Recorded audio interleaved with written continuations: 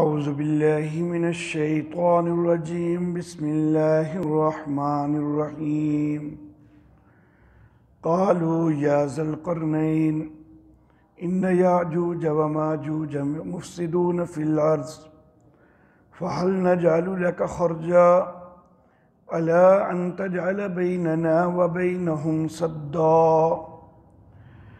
قال ما مکنی فیہ ربی خیر فَأَعِينُونِي بِقُوَّةٍ أَجْعَلْ بَيْنَكُمْ وَبَيْنَهُمْ رَدْمًا آتُونِي زُبَرَ الْحَدِيدِ حَتَّى إِذَا سَاوَى بَيْنَ الصَّدَفَيْنِ قَالَ انفُخُوا حَتَّى إِذَا جَعَلَهُ نَارًا قَالَ آتُونِي أُفْرِغْ عَلَيْهِ قِطْرًا فَمَا اسْطَاعُوا أَن يَظْهَرُوهُ وَمَا اسْتَطَاعُوا لَهُ نَقْبًا قَالَ هَٰذَا رَحْمَةٌ مِّن رَّبِّي فَإِذَا جَاءَ وَعْدُ رَبِّي جَعَلَهُ دَكًّا وَكَانَ وَعْدُ رَبِّي حَقًّا صدق اللہ مولانا العلی العظیم وبلغنا نبیہ ورسولہ الکریم۔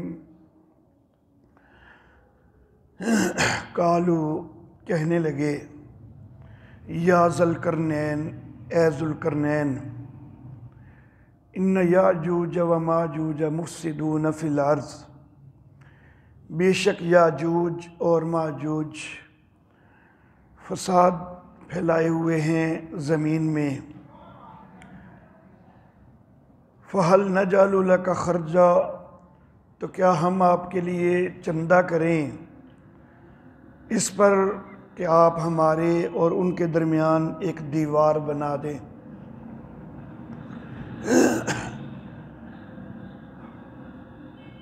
ذوالقرنین کے حوالہ سے کافی ساری گفتگو کل میں عرض کر چکا ہوں۔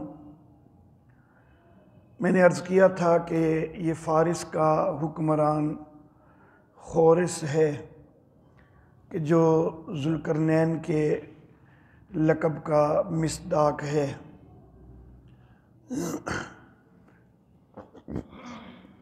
میں نے کل جو گفتگو کی تھی اس میں نے حضرت دانیال علیہ السلام کے ایک خواب کا بھی تذکرہ کیا تھا کہ ایک 2 سینگوں والا مینڈا ہے کہ جو ادھر ادھر سر مارتا ہے اور کوئی جانور اس کے سامنے ٹکتا نہیں ہے۔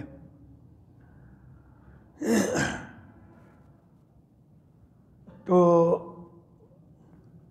اسی خواب کی وجہ سے خورس کا یا سائرس کا یا کیخسرو کا، کورش کا، گورش کا لقب جو ہے وہ ذوالقرنین ہے، 2 سینگوں والا، کیونکہ حضرت دانیال علیہ السلام نے خواب کے اندر 2 سینگوں والا مینڈا دیکھا تھا۔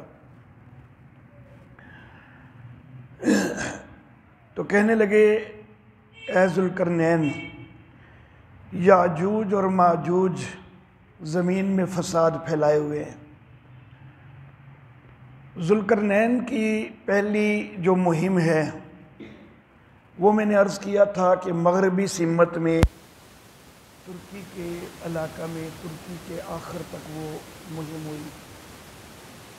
اس کے بعد دوسری مہم جو ہے وہ مشرقی سمت میں ہے، جو کہ میں نے عرض کیا تھا کہ مکران تک پہنچا، یا دوسری روایت کے مطابق دریائے سندھ تک۔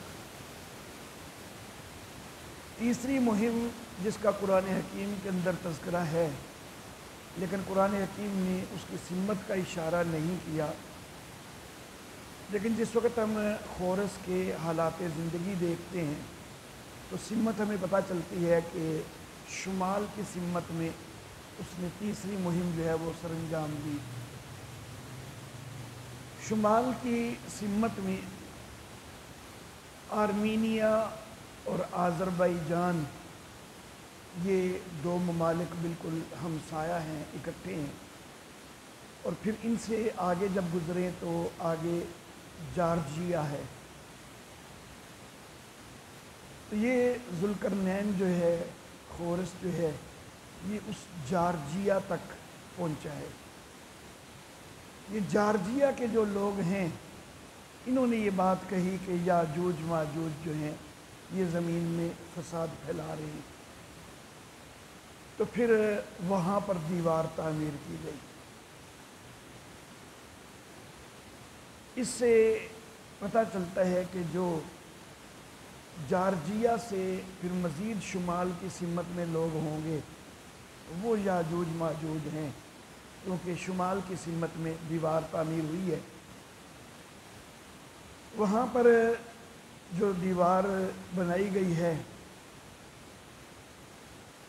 جارجیا سے آگے ایک پہاڑی سلسلہ ہے۔ آپ نے اگر ویسے دور حاضر میں یہ رسالے وغیرہ بچوں کے جو ہیں ان کا رواج تو تقریباً ختم ہو چکا ہے، اگر آپ نے بچوں کے رسالے کبھی پڑھے ہوں تو شاید آپ نے کوکاف کا نام جو ہے وہ پڑھا ہو، اور اس کے متعلق کہانیاں مشہور ہیں کہ وہاں پر پریاں ہوتی ہیں اور جن ہوتے ہیں وغیرہ۔ تو عموماً لوگ سمجھتے ہیں کہ کوکاف جو ہے وہ صرف ایک داستان کی حد تک ہے، لیکن حقیقت ایسی نہیں ہے، داستان کی حد تک نہیں ہے، بلکہ حقیقتاً بھی کوکاف کا نام کا پہاڑ موجود ہے، اور یہ جارجیا سے پرے ہے۔ اسی کو قفقاز بھی کہتے ہیں، کاکیشیا بھی کہتے ہیں، کوہ کوکا بھی کہتے ہیں، اور کوکاف بھی کہتے ہیں۔ یہ جو کوکاف کی پہاڑیاں ہیں، یہاں پر ایک درہ ہے، ان پہاڑیوں کے درمیان، دو پہاڑیوں کے درمیان وہ جگہ ہے، درہ ہے، جس کو درہ داریال کہتے ہیں۔ اگر آپ دنیا کا نقشہ وہ اٹھا کے دیکھیں تو جارجیا کا جو علاقہ ہے اس کے دونوں طرف سمندر ہے، اور پرلی طرف جو ہے یہ پہاڑی سلسلہ ہے، شمال کی سمت میں مشرق اور مغرب میں سمندر ہے، جنوب کی طرف سے یہ جو ہے ذوالقرنین بڑا ہے، اور دونوں سمندروں کے درمیان یہ علاقہ ہے، اور شمال کی سمت میں وہ پہاڑی سلسلہ ہے۔ اور وہ جو پہاڑی سلسلہ ہے اس میں دو جگہ ہیں کہ جن سے پرلی طرف سے کوئی آ سکتا ہے یا ادھر سے کوئی جا سکتا ہے۔ ایک اس پہاڑی سلسلے کا بالکل مشرقی کنارہ جو ہے تو وہاں پر بھی ایک دیوار بنی ہوئی ہے، اور ایک اس پہاڑی سلسلے کے تقریباً درمیان میں وہاں پر بھی ایک دیوار بنی ہوئی ہے۔ جو اس کا بالکل مشرقی حصہ ہے اس کو دربند کہتے ہیں، تو وہ ایک دیوار دربند کی ہے، اور دوسری جو درمیان کی دیوار ہے وہ داریال ہے، اس درے کو درہ داریال کہا جاتا ہے۔ ان دو دیواروں میں سے جو داریال والی دیوار ہے وہ ان نشانیوں کے اوپر پوری اترتی ہے کہ جو قرآن حکیم نے نشانیاں ذکر کی ہیں، اس کے اندر لوہا تانبا وغیرہ استعمال ہوا ہے، اور لوہے اور تانبے کی بنی ہوئی دیوار ہے۔ اب دیکھنا یہ ہے کہ اس سے پرے کیا ہے، یاجوج ماجوج جو ادھر سے حملہ آور ہوتے ہیں تو وہ ہیں کون؟ تو اس سے پرے کا علاقہ جب دیکھا جائے تو مشرق کی سمت میں روس، منگولیا، چین، تاتار وغیرہ یہ سارا علاقہ جو ہے یہ آتا ہے، اور مغرب کی سمت میں دیکھیں تو یورپ آتا ہے۔ تو اس سے اندازہ ہوتا ہے کہ یہ یورپی اور رشین، منگولین وغیرہ یہ ادھر سے حملے کرتے تھے، اور ان کو جو ہے وہ یاجوج ماجوج کہا گیا ہے۔ اب آپ کا جو تصور ہے یاجوج ماجوج کے حوالہ سے تو وہ تو بالکل ایک الگ بنا ہوا ہے، بچپن سے ایک چیزیں سنتے آ رہے ہیں کہ جی ان کے چھوٹے چھوٹے قد ہیں، 1.5 بالشت، بالشت جو ہے وہ یہ ایک جو ہے کھلے ہاتھ کو کہتے ہیں، تو 1.5 بالشت کے ان کے ہاتھ ہیں، بڑے بڑے کان ہیں، ایک کان کو نیچے لٹاتے ہیں، دوسرے کو اپنے اوپر اوڑھتے ہیں اور اس کے درمیان وہ سو جاتے ہیں۔ آپ نے اس طرح کی کہانیاں سنی ہوئی ہیں، لیکن یہ ساری من گھڑت روایات ہیں، ان کی کوئی حقیقت نہیں ہے۔ مفسرین نے لکھا ہے کہ یہ جو یاجوج ماجوج ہیں یہ یافس کی اولاد ہیں، سیدنا نوح علیہ السلام کے بیٹے یافس کی اولاد ہیں۔ اور اس سے میں پہلے ایک اور چیز بھی ذکر کرنا چاہوں گا۔ نبی اکرم صلی اللہ علیہ وآلہ وسلم نے ارشاد فرمایا کہ اللہ رب العزت قیامت کے روز سیدنا آدم علیہ الصلاۃ و تسلیمات سے کہیں گے کہ اپنی اولاد میں سے جہنم کا حصہ نکالیے۔ تو نبی اکرم صلی اللہ علیہ وسلم نے فرمایا کہ سیدنا آدم علیہ السلام پوچھیں گے کہ وہ جہنم کا حصہ کیا ہے کہ جو میں نے اپنی اولاد میں سے نکالنا ہے۔ تو جواب دیا جائے گا اللہ رب العزت کی طرف سے کہ 1000 میں سے 999 جہنمی ہیں۔ تو اپنی اولاد میں سے 1000 میں سے 999 نکالیے جہنم کا حصہ۔ یہ نبی اکرم صلی اللہ علیہ وآلہ وسلم کا فرمان ہے۔ پھر نبی اکرم صلی اللہ علیہ وآلہ وسلم نے آگے اس کی دہشت وغیرہ کا تذکرہ کیا کہ جب یہ اللہ رب العزت کی طرف سے حضرت آدم علیہ السلام کو حکم ہوگا تو ایک بڑی دہشت کی کیفیت طاری ہو جائے گی۔ اس وقت اگر کوئی بوڑھا ہو، بچہ ہو تو بوڑھا ہو جائے، اگر کوئی حاملہ ہو تو وہ اپنا حمل گرا دے، اور لوگوں کو تو ایسے دیکھے کہ جیسے وہ نشے میں، حالانکہ انہوں نے نشہ کوئی نہیں کیا ہوا، صرف اللہ کے عذاب کی جو ہے وہ شدت، اس کی وجہ سے جو ہے وہ یہ کیفیت ہو جائے۔ یہ سارا نقشہ کھینچا نبی اکرم صلی اللہ علیہ وسلم نے۔ اللہ اللہ، صحابہ کرام پریشان ہو گئے کہ 1000 میں سے 999 جہنمی ہوں گے۔ تو صحابہ کرام نے عرض کیا کہ آقا وہ پھر ایک خوش نصیب کون سا ہوگا جو جنتی ہوگا 1000 میں سے؟ تو نبی اکرم صلی اللہ علیہ وسلم نے کہا کہ تمہیں پریشان ہونے کی ضرورت نہیں ہے، تم میں سے ایک ہوگا اور 999 جو ہے وہ یاجوج ماجوج میں سے ہوں گے۔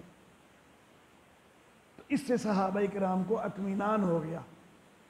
اب یہاں پر نبی اکرم صلی اللہ علیہ وسلم نے جو سب سے پہلے بات کہی کہ اللہ حضرت آدم علیہ السلام سے کہیں گے کہ اپنی نسل میں سے، اپنی اولاد میں سے جہنم کا حصہ نکالیے۔ اور پھر نکلے کون ہیں؟ یاجوج ماجوج نکلے ہیں۔ تو گویا کہ یاجوج ماجوج اس حدیث سے ثابت ہوتا ہے کہ وہ ہماری طرح کے انسان ہیں، وہ حضرت آدم علیہ السلام کی اولاد ہیں، وہ کوئی عجیب سی مخلوق، کوئی الگ مخلوق نہیں ہے۔ اللہ اللہ۔ تو بہرحال مفسرین نے لکھا کہ یافس کی اولاد ہیں یاجوج ماجوج۔ سیدنا نوح علیہ الصلاۃ و تسلیمات 950 سال اللہ کے دین کی تبلیغ کی ہے، اور نبوت ملنے سے پہلے بھی کچھ تو عمر تھی نا، کچھ عمر تھی، اس کے بعد نبی بنائے گئے ہیں۔ یہ جو 950 سال ہے یہ تو نبی بنائے جانے کے بعد کی عمر ہے، اس سے پہلے بھی کچھ عمر گزاری ہے، وہ کتنی اللہ بہتر جانتا ہے۔ اس کے بعد قوم کے اوپر عذاب آیا ہے اور یہ ایک کشتی کے اندر محفوظ رہے ہیں۔ ان کے ساتھ 80 یا 82 افراد اس کشتی کے اندر سوار ہوئے ہیں۔ قرآن حکیم کہتا ہے وَجَعَلْنَا ذُرِّيَّتَهُ هُمُ الْبَاقِينَ کہ نوح علیہ السلام کے بعد ہم نے انہی کی نسل کو باقی رکھا۔ تو گویا کہ یہ جو 80-82 افراد تھے یہ اصل میں خود اپنی ہی نسل تھی، کیونکہ 950 سال سے بھی جب زیادہ عمر ہے، 950 سال تبلیغ والی ہے، اس سے پہلی بھی ہے، تو اتنی دیر میں پوتے پڑ پوتے لکڑ پوتے پتہ نہیں کہاں تک پشتیں پہنچ جاتی ہیں اتنے عرصے میں۔ تو یہ زیادہ تر جو ہے خود انہی کی اپنی نسل تھی۔ کوئی اکا دکا بندہ کوئی ان کی اپنی نسل سے ہٹ کر اگر سوار ہوا بھی تھا تو اس کی آگے نسل کوئی نہیں چلی، کیونکہ اللہ رب العزت کہتے ہیں کہ انہی کی نسل کو ہم نے باقی رکھا۔ اب حضرت نوح علیہ الصلاۃ و تسلیمات کا ایک بیٹا، اس کے متعلق آپ جانتے ہیں کہ وہ آنکھوں کے سامنے غرق ہو گیا تھا، اس کا نام کنعان تھا۔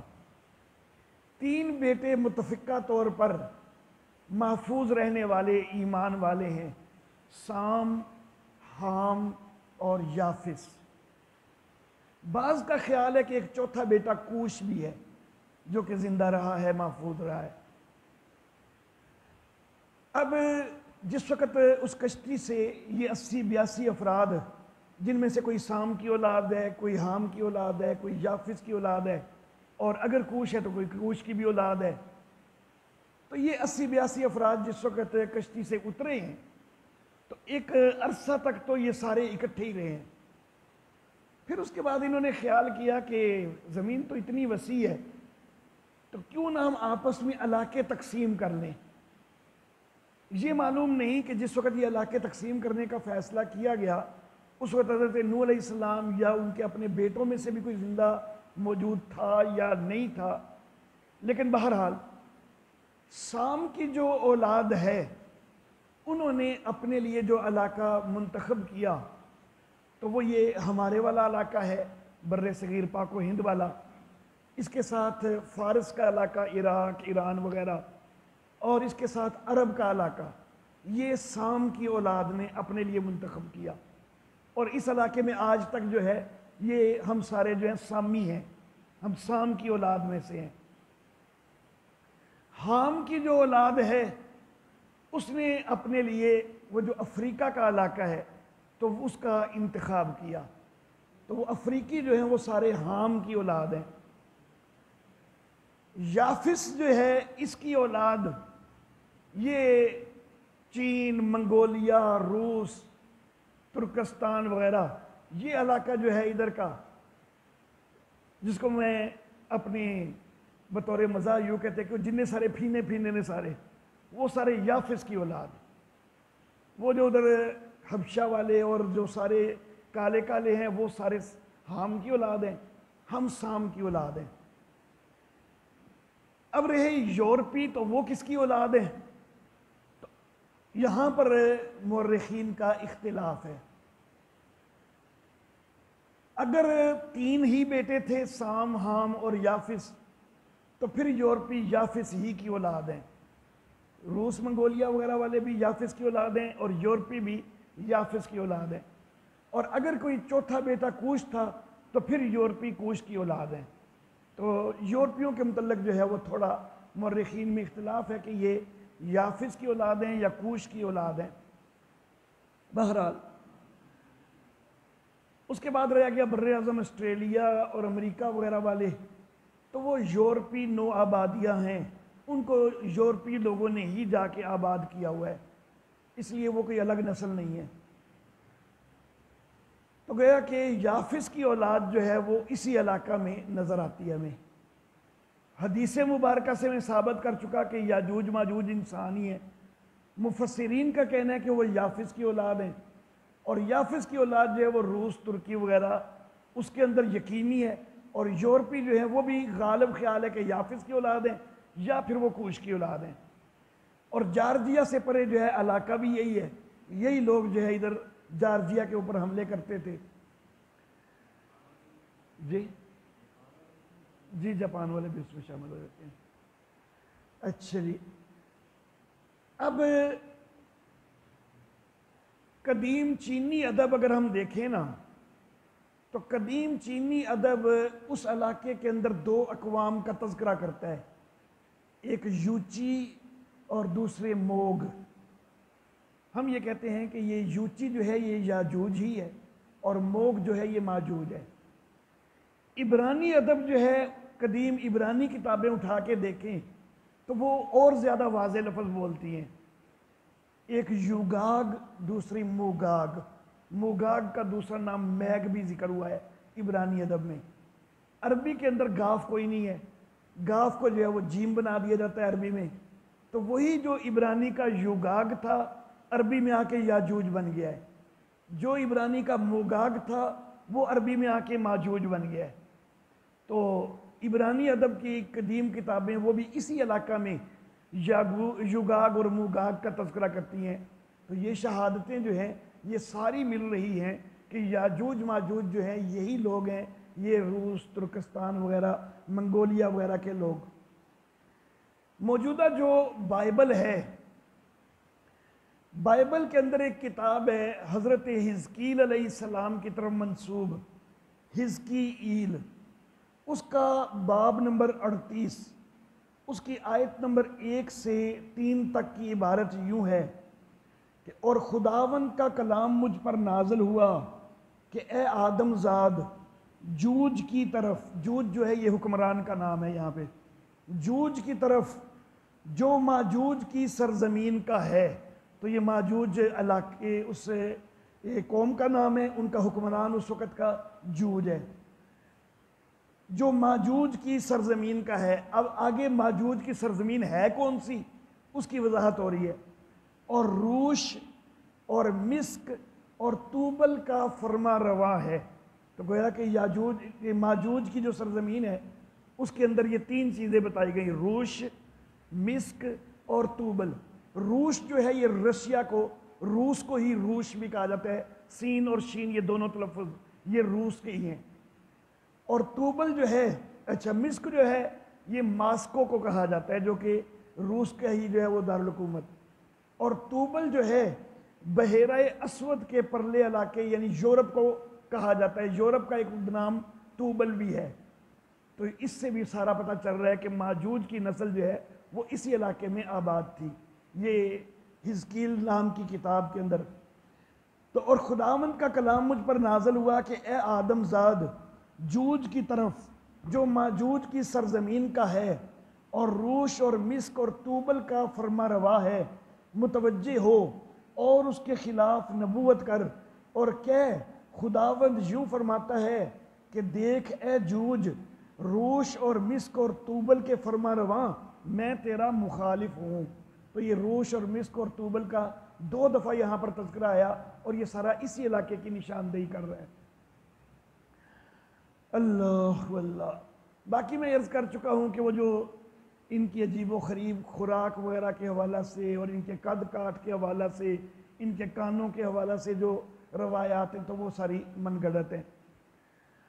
ترمذی کے اندر ایک روایت آتی ہے، اب ترمذی سیاستہ کی کتاب ہے، ترمذی کے اندر ایک روایت آتی ہے ان کی دیوار چاٹنے والی روایت، کہ روزانہ دیوار کو چاٹتے رہتے ہیں یہاں تک کہ وہ پیاز کے چھلکے جتنی باریک ہو جاتی ہے، پھر کہتے ہیں چلو اب یہ تھوڑی سی تو رہ گئی ہے، کل ایک زبان ماریں گے تو ختم کر دیں گے اس کو، لیکن اگلے دن پھر وہ اتنی بڑی ہو چکی ہوتی ہے، پھر وہ اگلے دن چاٹتے رہتے ہیں وغیرہ۔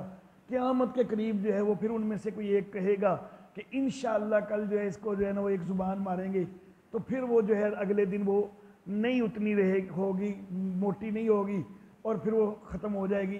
یہ ایک روایت ترمذی کے اندر آتی ہے عجیب و غریب قسم کی، لیکن امام ترمذی رحمہ اللہ انہوں نے یہ روایت نقل کر کے آگے لکھا ہے، ھذا حدیث حسن غریب، یہ حدیث حسن غریب ہے، انما نعرف من ھذا الوجہ مثل ھذا، کہ اس طرح کی سند سے ہمیں ایسے ہی نمونے ملتے ہیں۔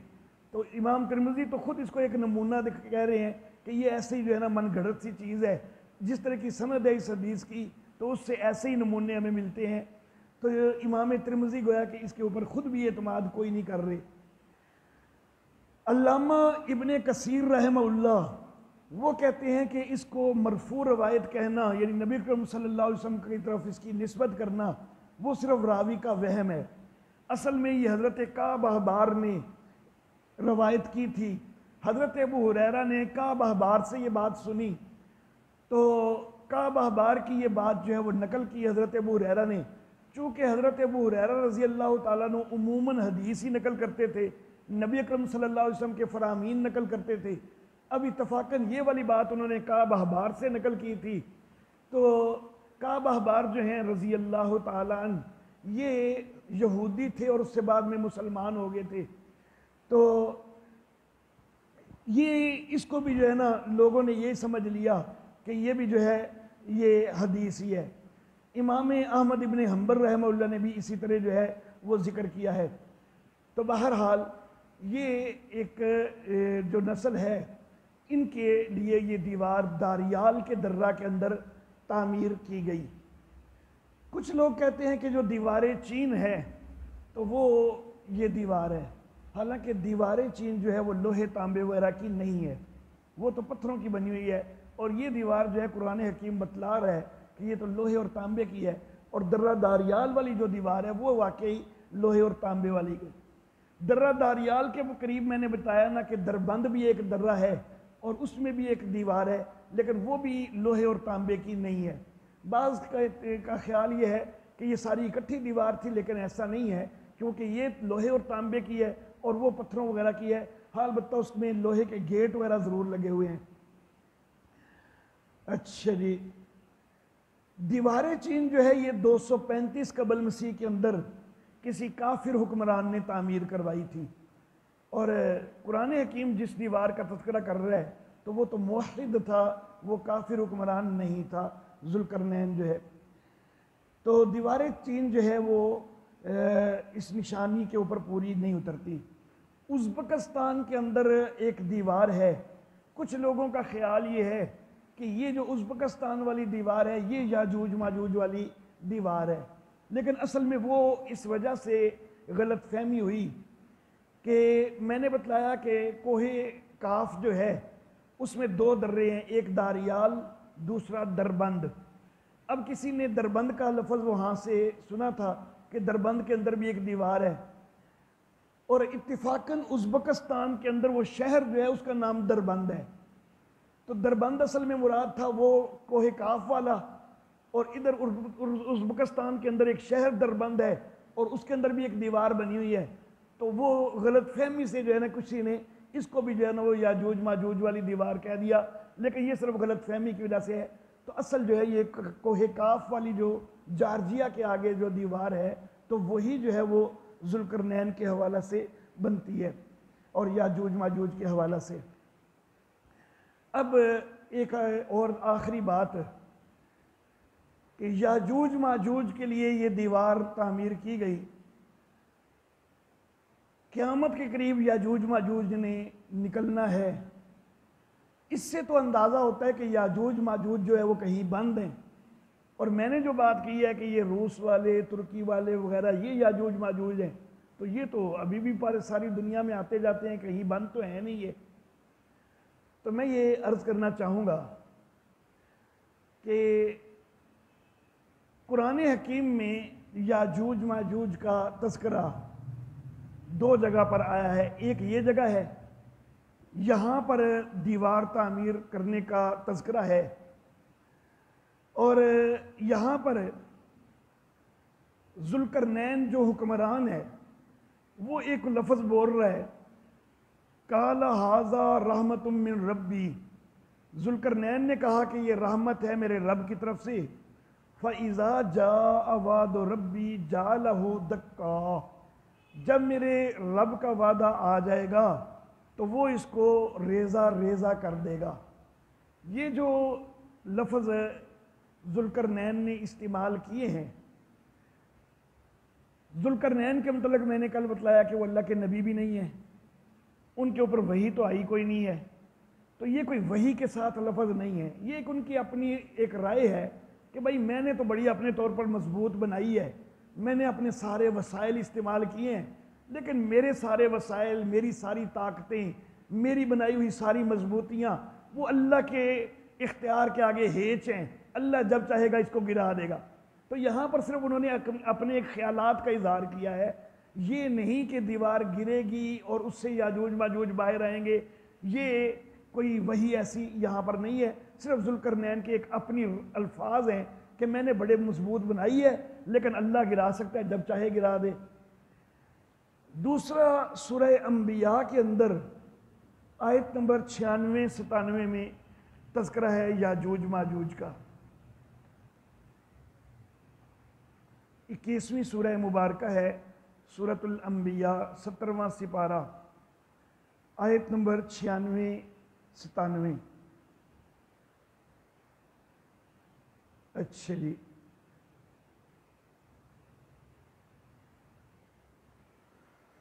یہاں پر ہے حتیٰ اذا فتحت یاجوج و ماجوج، یہاں تک کہ جب یاجوج اور ماجوج کھولے جائیں گے، یہاں پر کھولے جائے گا لفظ ہے، دیوار کا یہاں پر تذکرہ نہیں ہے۔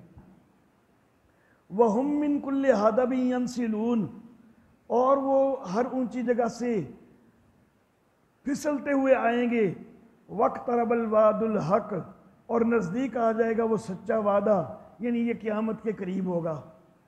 اب یہاں پر دیوار کا یا دیوار ٹوٹنے کا کوئی تذکرہ نہیں.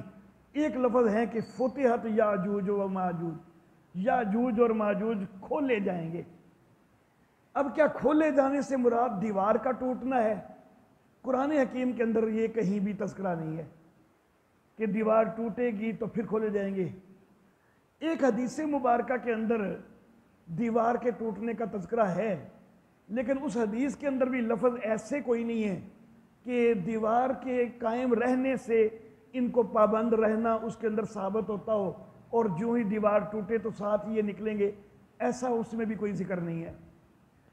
نبی اکرم صلی اللہ علیہ وآلہ وسلم آپ نے ایک بات یہ فرمائی تھی کہ اس دیوار میں سوراخ ہو چکا ہے. اور وہ لوہے اور تانبے کی جو دیوار ہے اور بہت چوڑی دیوار ہے، تو اس کے اندر جو سوراخ کا لفظ ہے، تو سوراخ سے مراد بالکل سیدھا ایک سوراخ ہونا یہ مراد نہیں لی جا سکتی، کیونکہ کوئی ڈرل مشین تو استعمال نہیں کی گئی کہ اس میں سوراخ ہو گیا. نبی صاحب کے دور میں کوئی ڈرل مشین تو استعمال نہیں ہوگی، تو سوراخ کا لفظ ہے. لیکن محدثین نے مراد یہ لیا ہے کہ اس کے اندر دراڑیں پڑ چکی ہیں، اس دیوار کے اندر دراڑیں آ چکی ہیں، اس کے ٹوٹنے کے امکان. اب یہ نبی اکرم صلی اللہ علیہ وسلم کے دور میں دراڑیں آ چکی، تو اس کے بعد کیا دور حاضر تک وہ دیوار موجود ہے؟ اب وہاں پر بہت کم تھوڑے بہت نشان ہی ہیں. وہ دیوار تو ساری تقریباً ختم ہو چکی ہوئی ہے، کچھ نہ کچھ ابھی بھی اس کے کھنڈرات موجود ہیں، نشان موجود ہیں. تو دیوار جو ہے اس کے ٹوٹنے کے ساتھ کسی بھی جگہ پر صراحتاً منسوب نہیں کیا گیا یاجوج ماجوج کو نکلنے کو. صرف یہ فتحت کا ایک لفظ جو ہے یہ اشارہ کرتا ہے کہ دیوار کے پیچھے بند ہوں گے تو نکالے جائیں گے. لیکن عقیدۃ الاسلام کے اندر حضرت انور شاہ کاشمیری رحمہ اللہ انہوں نے ایک بات کہی ہے. انہوں نے یہ کہا ہے کہ فتحت کا مطلب یہ نہیں ہوتا ہمیشہ کہ کہیں کوئی چیز بند ہے اور پھر وہاں سے کھولی گئی ہے. وہ کہتے ہیں کہ عرب لوگ ایک محاورہ استعمال